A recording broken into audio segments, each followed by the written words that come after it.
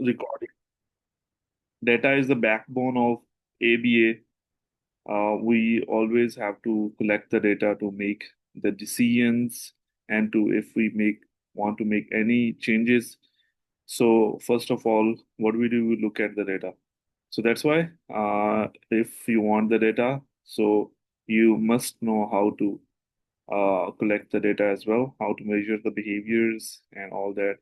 Okay, so in measurement strategies, there are multiple methods: direct measurement, indirect measurement, and all that. अच्छा, इसमें मुझे ये बताएं कि जो डायरेक्ट मेजरमेंट्स हैं, वो कौन से मेजरमेंट्स हैं डायरेक्ट मेजरमेंट्स, या हम उन्हें डायरेक्ट मेजरमेंट्स क्यों कहते हैं? एनीबडी?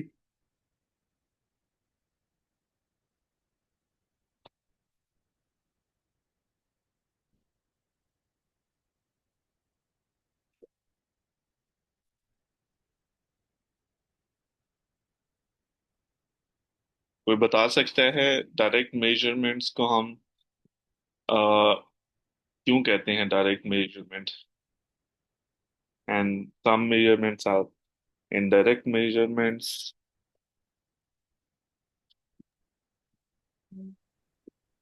जैसे डायरेक्ट मेजरमेंट चाहिए तो हम ऐसे क्या करते हैं, जो स्टार्टिंग में बच्चे के जो बिहेवियर्स होते हैं क्या क्या टाइम को हम ऑब्जर्व करेंगे और उनकी बेसिस पे हम जो क्या है कि इंटरप्रिटेशन करेंगे या जो फाइंड आउट करेंगे वो डायरेक्ट होंगे। डायरेक्ट मेजरमेंट ये हो सकता है कि when you are directly involve in the measurement procedure, when the researcher or behavior analyst are directly involving in the measurement procedures. Like अगर हम स्कूल की बात करते हैं तो उसमें हम अगर फॉर एग्जांपल लर्निंग कैपेबिलिटीज बच्चे की देख रहे हैं, असेस कर रहे हैं, तो उसमें आप एज अ रिसर्चर या एज अ टीचर आप बच्चों को खुद असेस कर रहे हैं डायरेक्टली. बच्चे भी इन्वॉल्व हैं and you are also involve in the in that measurement procedure. That procedure is called the direct measurement. जैसे हम फंक्शनल एनालिसिस करते हैं, that is also direct measurements. And if we talk about the indirect measurements, those measurements जिसमें हम खुद directly involve नहीं होते, या सॉरी हमारा नॉट डायरेक्टली खुद, बल्कि हम क्लाइंट को डायरेक्टली ऑब्जर्व नहीं कर रहे होते. So we are asking questions from the parents और द केयर टेकर्स और एनी वन एल्स. सो जो भी उस बच्चे से रिलेटेड है, तो उसको हम इनडायरेक्ट मेजरमेंट्स कह रहे हैं, जिसमें हम अपने सब्जेक्ट को, क्लाइंट को, उस स्टूडेंट को डायरेक्टली मेजर नहीं करते. So, what is the definition of measurement? The process of applying quantitative labels to observe properties of events using standard set of rules. So, as we all know, ABA always have the standard protocols measurement के. इसमें चाहे हम frequency को major कर रहे हैं, चाहे हम रेट मेजर कर रहे हैं या काउंट कर रहे हैं, तो those are the standard methods. उसमें हम खुद से कोई चेंजेस नहीं कर सकते. सो जैसा हमें समझाया जाता है, पढ़ाया जाता है या ट्रेन किया जाता है, वही प्रोसीजर्स हम अप्लाई करते हैं. हम खुद से कोई चीज एडिशनली एड वो नहीं कर रहे होते. ठीक है. So to evaluate effects of intervention before and after treatment, so measurement also help us to monitor the changes. Like for example, if you are not taking baseline and you want to reduce the frequency of problem behavior, so you just start the intervention without taking the baseline. How you can monitor that, how you can differentiate okay, after the intervention, is there any reduction in the behavior or not, even though you don't have the baseline data. So that's why it is very important whenever you start the intervention, you have to take the baseline before applying the intervention. So you can compare the results before the intervention or after the intervention. So to guide decision making, yeah, whatever we do, like for example, मैं एक example दूंगा. एक therapist थे, so he was taking a session, home session, with a child, and after 6 months he came to me and he said, "Sir, help me to plan for और to modify the plans, जो बच्चे के skills जिन पे काम करना है उनमें मेरी हेल्प करें, उनको डिसाइड करने में। मैंने कहा अच्छा आपने 6 मंथ थेरेपीज ली हैं, उसका डेटा लेके आओ पहले, फिर उसके बाद हम देखते हैं कि क्या क्या नई चीजें हम ऐड कर सकते हैं जो बच्चे के लिए बेहतर होंगी। So he said what kind of data, so I said you don't know what is data, आप कलेक्ट ही नहीं किया आपने 6 मंथ्स तक। So he was not even you know IBT trend, तो that's why he don't know how to collect the data या data की importance क्या है। सो अगर हमने कोई भी डिसीजन मेकिंग करनी है, so we need the data. Some time parents आपके सामने बैठे होते हैं, पेरेंट्स आपको कहते हैं कि 6 मंथ्स मेरे बच्चे ने थेरेपीज ली है, क्या प्रोग्रेस आई है। सो यू टेल दैम अच्छा इसका सिटिंग स्पैन जो है इंक्रीज हुआ है, इस बच्चे के eye contact attending skills increase हुए हैं। सो पेरेंट्स सेज दैट कि अच्छा ये 6 मंथ्स तो मेरे जो है भाई के बेटे ने भी थेरेपीज ली थी, तो वो तो बोलना शुरू हो गया था, या वो ये करना शुरू हो गया था, उसने राइटिंग करना स्टार्ट कर दी थी, why not my child. So in that situation what you will answer?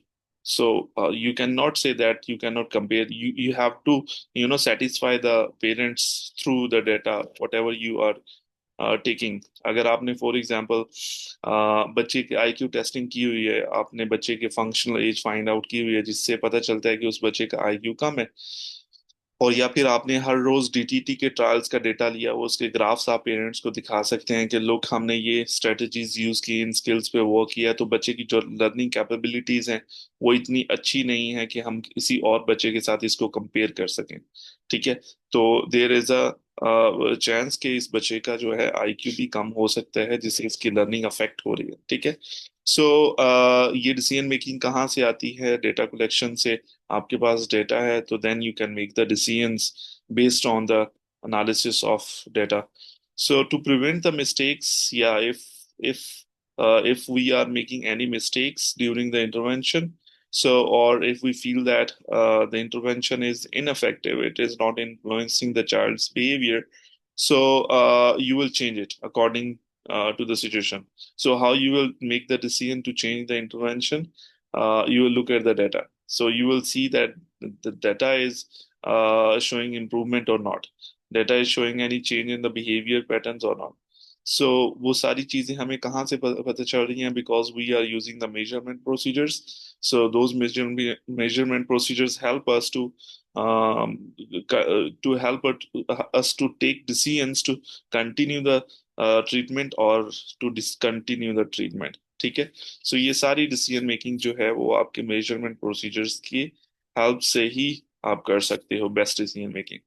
और एक प्रोफेशनल, पेरेंट्स हमेशा उसी प्रोफेशनल से ज्यादा सेटिस्फाई होते हैं जिनके डिसीजंस है उनके बच्चे के लिए अच्छे होते हैं, या ऑथेंटिक डिसीजंस होते हैं, या आप कह लें कि वो एक फैक्ट बेस्ड डिसीजंस होते हैं, कोई ओपिनियंस नहीं होते।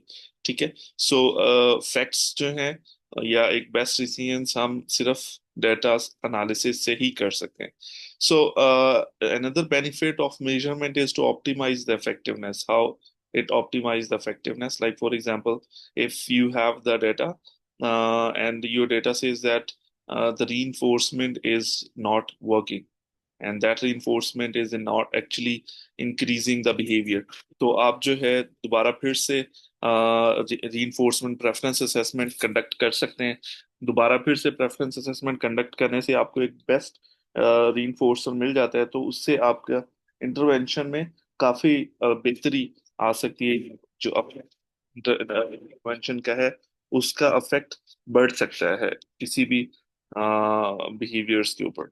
ठीक है, सो मेजरमेंट का ये भी फायदा है। फिर उसके बाद वेरीफाई लेजिटिमेसी ऑफ ट्रीटमेंट, इसमें वेरिएबिलिटी वैलिडिटी भी अफेक्ट करती है। मेजरमेंट्स, क्या डेटा जो इंटरवेंशन आप अप्लाई कर रहे हैं, क्या वो इंटरवेंशन बिहेवियर में एक्सपेक्टेड चेंज लेके आ रही है या नहीं। लाइक फॉर एग्जांपल, अगर आपने 1 साल पहले एक बच्चे के हैंड स्टिमिंग बिहेवियर के ऊपर या हैंड फ्लैपिंग बिहेवियर पे वर्क किया था, उसको रिड्यूस किया था using the like blocking strategies, जिसमें आप रिस्पॉन्स ब्लॉकिंग यूज कर रहे थे, तो उस टाइम पे बिहेवियर में जो चेंज आई थी रिस्पॉन्स ब्लॉकिंग से, अभी 1 ईयर के बाद अगर वो दोबारा बिहेवियर अकर होता है, so again you use the response blocking, तो उसमें क्या वही चेंजेस वैसे ही उसी पैटर्न पे या उसी रेट पे बिहेवियर चेंजेस आ रही हैं या नहीं आ रही, ठीक है।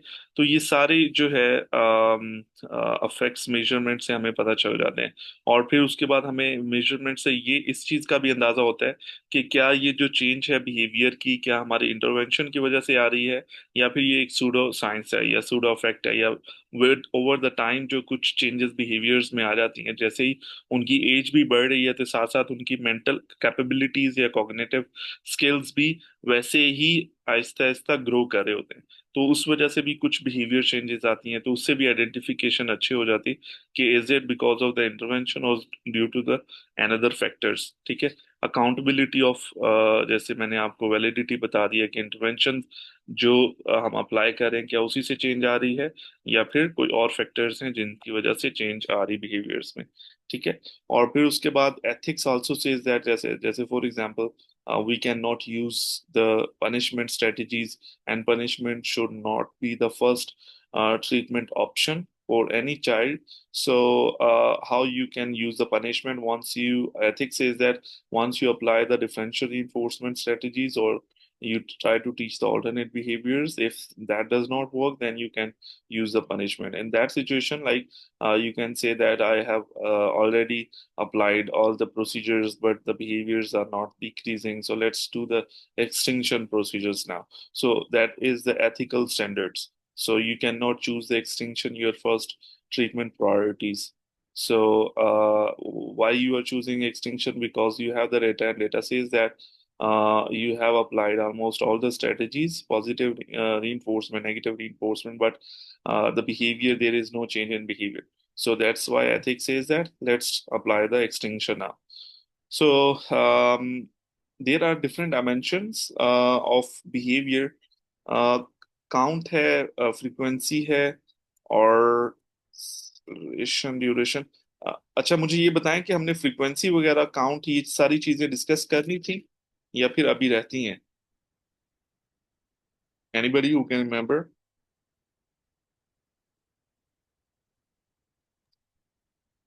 नो सर, ये तो नहीं किया हमने। हाँ, ये अभी नहीं नो किया। सर, हम लोगों ने फ्रिक्वेंसी नहीं इतना डिटेल में डिस्कस किया था।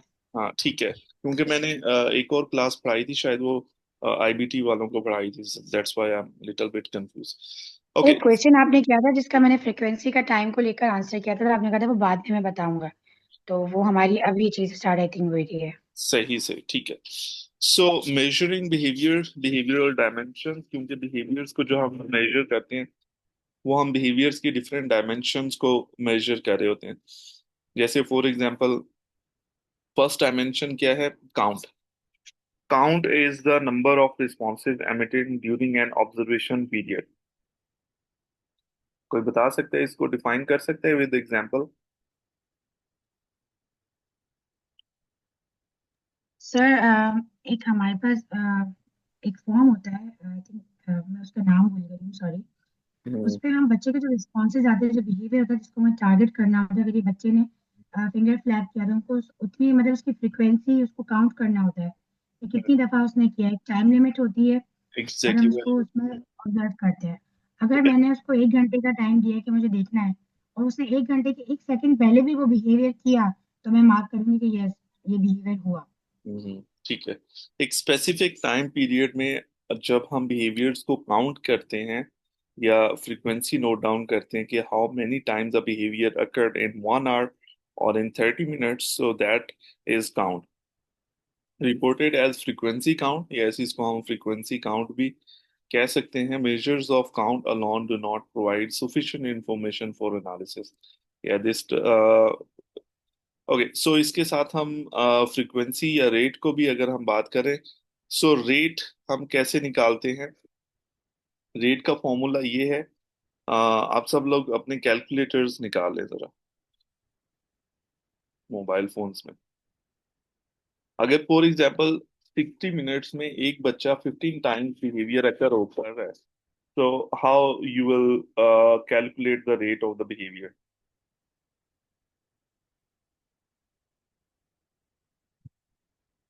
Sir, 50 divided by 50. 60 divided by,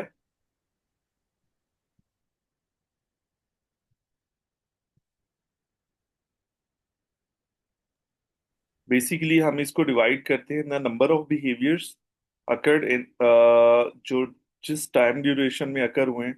अगर 60 मिनट में अकर हुए हैं, लाइक 15 डिवाइड बाय 60 हम कर देंगे, तो बिहेवियर काउंट जो है दैट इज 0.25, या to one behavior occurred in 0.25 second, like it's 25 second. So जो behavior count है, या जो frequency count है, या rate of the behavior is 0.25 per occurrence। ठीक है,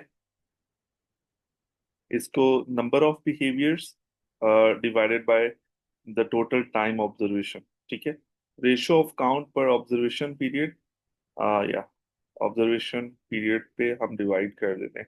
मोर meaningful than count alone include counting time for reference, rate of correct and incorrect responses helpful in skill development.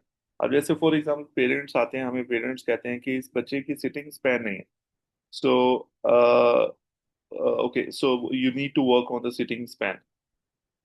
So as such हम sitting span पे तो work नहीं कर सकते, because sitting sometime in some situation अगर कोई एक person बैठा हुआ है, so that is not a behavior, right? So हम इस चीज पे वर्क करेंगे एज अ बिहेवियर एनालिस्ट, कि उसका जो खड़े होना है या इधर उधर भागना है, अपनी सीट को स्किप करना है, तो हम उन बिहेवियर्स को रिड्यूस करेंगे, तो ऑटोमेटिकली बच्चे का सिटिंग इंक्रीज हो जाएगा। ठीक है। So a therapist came to me and she said that, sir, I'm working on a child sitting span, so he cannot sit more than 5 minutes. Okay, I said, then what happens when you are working with the child? तो 5 minute के बाद अगर वो उठ के भागता है, तो वो कहाँ जाता है, क्या करता है? तो शी सेज दैट, बस वो जब भी मैं उसके सामने होमवर्क करती हूँ रखती हूँ, तो ही जस्ट स्टैंड्स अप और वो भाग जाता है अपनी चेयर के ऊपर से, कभी भाग कूद कूद जाता है, कभी टेबल के नीचे से स्केप कर जाता है। Okay, I said okay, 5 minute is his sitting span, after every 5 minutes he wants the escape. So let's provide the escape on the third minute. ठीक है। सो अगर वो फिफ्थ मिनट पे बिहेवियर शो कर रहा है, ठीक है, सो वो बिहेवियर जो उसका उठने वाला बिहेवियर है या भागने वाला बिहेवियर है, वो हर 5 मिनट के बाद आ रहा है। तो अब हमें कैसे पता चलेगा कि इसका इसका जो टाइम ड्यूरेशन है वो कितना होना चाहिए एस्केप प्रोवाइड करने के लिए? ठीक है। अब मैंने उससे पूछा कि हाउ मेनी टाइम्स वो भागता है उठ के एक सेशन में। अब उसने कहा कि ऑलमोस्ट तकरीबन 20 टाइम्स ये एक सेशन में उठ के भाग जाता है। ठीक है, इसका रेट हम निकालते हैं, कितना निकालते हैं? 20 डिवाइड बाय 60, सॉरी, ये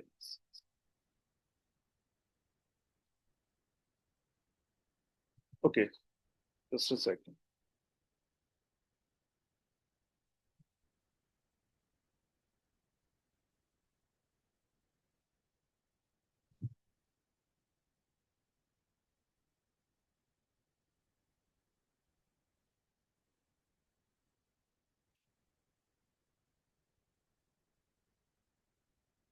20 टाइम्स बिहेवियर अकर हो रहा है इन 60 मिनट्स। सो ये एक जो पर अकरेंस है, उसका है टाइम 0.33, ऑलमोस्ट 33 सेकेंड में वन टाइम उठ के भाग रहा है, इसका पर काउंट नहीं कर रहा है। तो लेकिन इसमें हम ये जो बिहेवियर है स्पेसिफिकली, इसको हम डिफरेंट तरीके से भी चेंज कर सकते हैं। अच्छा, ये सिर्फ फॉर्मूला आप जहन में रखें। फॉर्मूला क्या है? ये है जो number of occurrence of behaviour divide by the time. ठीक है, नंबर ऑफ रिस्पॉन्सेज या नंबर ऑफ बिहेवियर्स, इसको हम डिवाइड करते हैं यूनिट ऑफ टाइम के साथ। अगर 10 मिनट्स की आपकी ऑब्जर्वेशन है और 30 टाइम्स बिहेवियर अकर हो रहा है, तो इसका रेट क्या होगा? एनीबडी?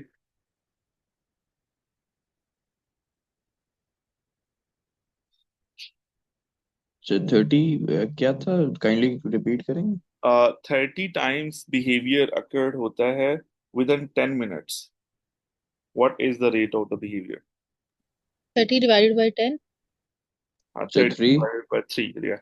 So तो 3 3 होगा। 3 times a behavior occurred per minute। ठीक है। इसका जो रेट है दैट इज 3 बिहेवियर्स पर मिनट.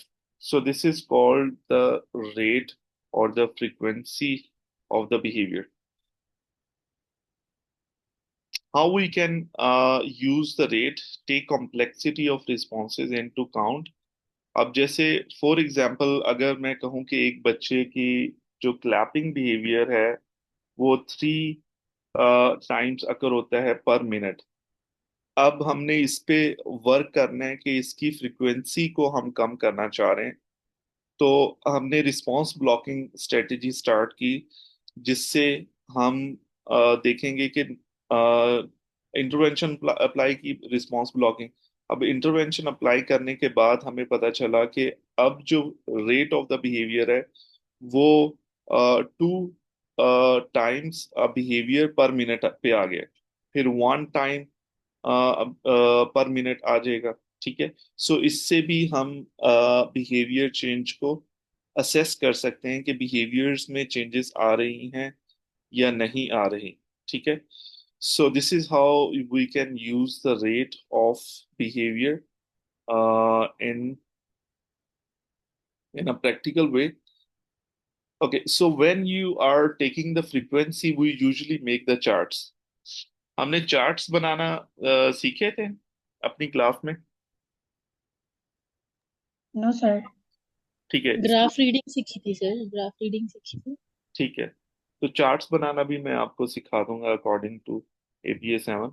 ओके. सेलिब्रेशन क्या है? सेलिब्रेशन इज बेसिकली जब भी हम फ्रीक्वेंसी यूजुअली लेते हैं ना तो we make the graphs of the on the chart कि हमें रीड करना आसान हो जाए या हम जल्दी से उसको एनालाइज कर सके. So celebration is basically the change in rate of responding per unit of time. Like for example हम जब अगर कहते हैं कि बिहेवियर एक्सिलरेट कर रहा है या celebrate is just the change in the accelerate का मतलब होता है कि बिहेवियर इंक्रीज हो रहा है और डिसेलिब्रेट का मतलब होता है कि बिहेवियर डिक्रीज हो रहा है. ठीक है. यहाँ पे मेंशन नहीं है स्लाइड्स के ऊपर बट ये टर्म्स आप याद रखिएगा. डिसेलिब्रेशन और एक्सिलरेशन. डिसेलिब्रेशन मींस कि जब चार्ट पे आपका ग्राफ जो है वो नीचे ट्रेंड लाइन नीचे मूव हो रही है ऊपर से नीचे की तरफ बिहेवियर डिक्रीज हो रहा है. और जब चार्ट पे ट्रेंड लाइन ऊपर की तरफ मूव हो रही है that is called the acceleration in the trend line. Okay, so the next behavior dimension is called the duration. Duration is in simple word कि वो जो behavior exist किया है उसका time कितना था. अगर एक बच्चे में crying behavior आता है तो how long the crying behavior exists. That is for 30 minutes or 10 minutes or 20 minutes. So वो जो time duration है उसको हम basically वो behavior की duration ही कहते हैं. सही है. So duration of each occurrence behaviour अगर कराएंगे तो वो कितने टाइम तक स्टे किया है behaviour reported in standard time unit like per minute ही हम काउंट करते हैं कि 10 मिनट्स या 5 मिनट्स बिहेवियर अगर हुआ है. ठीक है. So this is called the duration of the behavior. Response latency is the sometime behavior analyst deal with the latency to increase the responses or to decrease the responses. अब response latency क्या है? If there is a stimulus, after the stimulus, response कितने time में occur हुआ है? अब जैसे मैं कहता हूँ clap your hands and when I said clap your hands और वो स्टूडेंट कितना टाइम ले रहा है क्लैपिंग स्टार्ट करने में लाइक आफ्टर 2 सेकेंड और आफ्टर 5 सेकेंड और 10 सेकेंड्स. सो इस ड्यूरेशन को इस टाइम को हम रिस्पॉन्स लेटेंसी कहते हैं. जब एक एंटीसीडेंट अकर हो जाता है उस एंटीसीडेंट और रिस्पॉन्स के बिटवीन टाइम को हम रिस्पॉन्स लेटेंसी कहते हैं.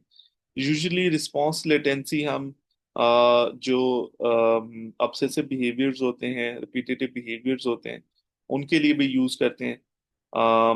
और इंटर रिस्पॉन्स टाइम क्या होता है? इंटर रिस्पॉन्स टाइम वो टाइम होता है जो दो कंप्लीट बिहेवियर्स के बीच का टाइम है. कंप्लीट रिस्पॉन्सेज के इन बिटवीन टाइम को हम इंटर रिस्पॉन्स टाइम कहते हैं। जैसे मैंने कहा clap your hands, and student ने क्लैपिंग स्टार्ट कर दी। अब दोबारा फिर से मैं कहता हूँ क्लैप योर हैंड्स, सो मेरी दोनों रिस्पॉन्सेज, स्टूडेंट की दोनों रिस्पॉन्सेज के इन बिटवीन टाइम जो है उसको हम इंटर रिस्पॉन्स टाइम कह रहे हैं।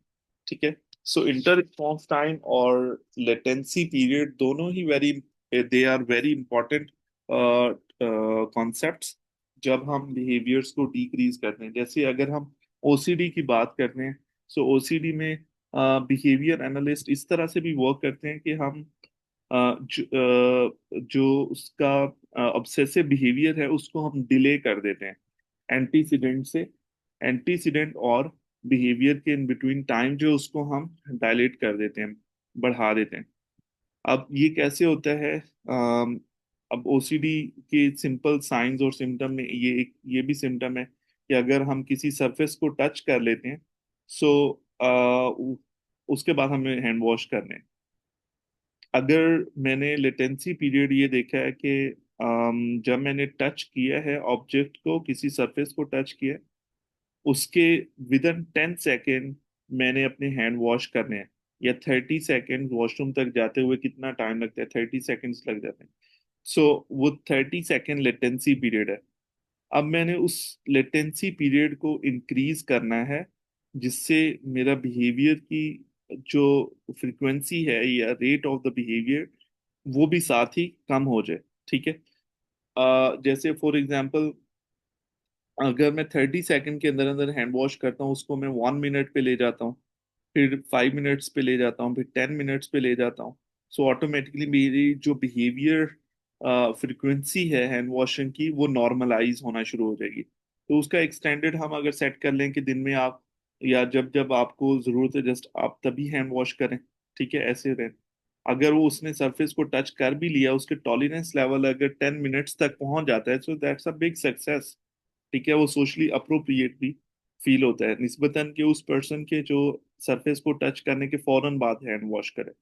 ठीक है, अगर फॉर एग्जाम्पल है we are in a function या हम किसी गैदरिंग में हैं, और मैं किसी सरफेस को टच कर देता हूँ या हैंडशेक किसी से कर लेता हूँ, तो अगर मैं 10 मिनट्स वेट कर सकता हूँ, टॉलरेट कर रहा हूँ, लेटेंसी पीरियड मेरी इतनी बढ़ जाती है, तो मैं 10 मिनट्स के बाद जाके हैंड वॉश करूँ, वो ज़्यादा सोशली अनअक्सेप्टेबल नहीं लगेगा।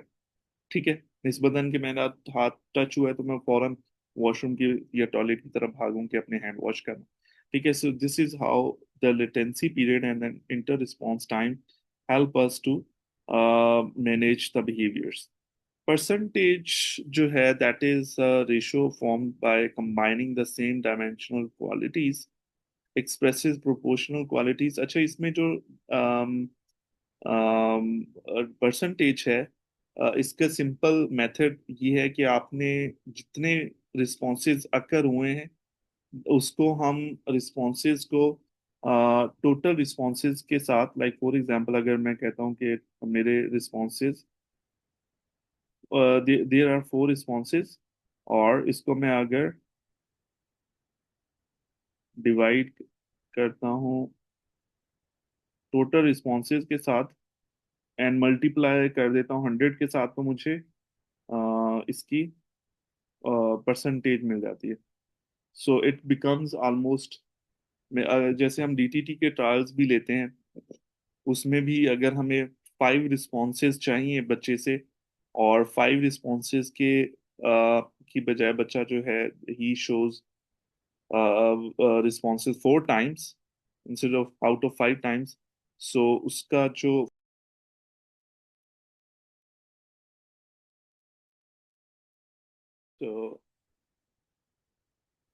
सिंपल टर्म्स में, जैसे हम डीटीटी के ट्रायल्स में डेटा कलेक्शन करते हैं, सो वी एक्सपेक्ट 5 ट्रायल्स, और उन 5 ट्रायल्स में अगर 4 टाइम्स बिहेवियर अकर हो जाता है और 1 टाइम नहीं होता, तो उसको हम 80% काउंट करते हैं। वो कैसे होता है परसेंटेज? अगर 4 रिस्पॉन्सेज बच्चे ने दिए हैं, 4 टाइम रिस्पॉन्सेज दिए हैं, and we were expecting the 5 time responses, and we will divide 4 by 5 and multiply by 100 is simply the percentage. ठीक है।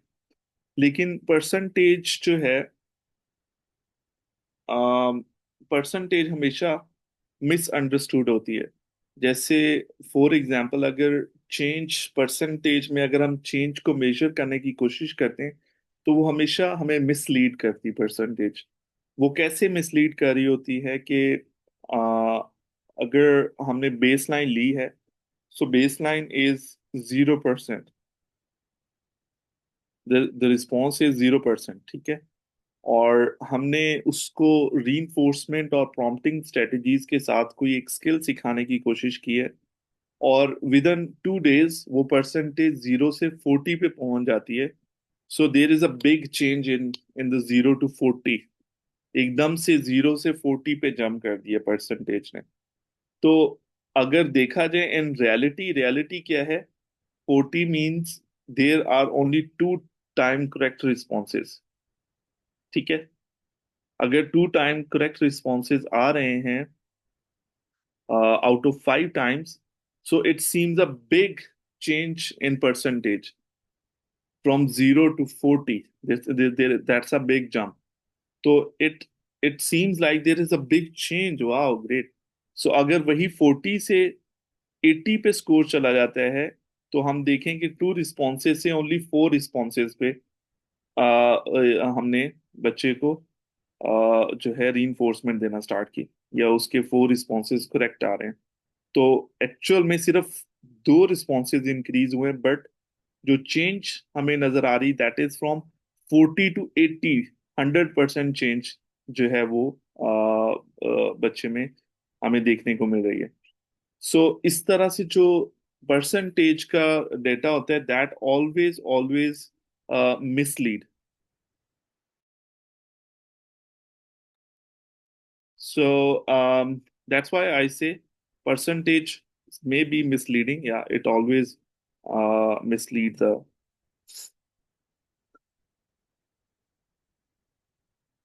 Okay, अभी हम डिस्कशन करते हैं। इससे इसके बाद जो टोपोग्राफी है, we have studied the trial to criterion. Trial to criterion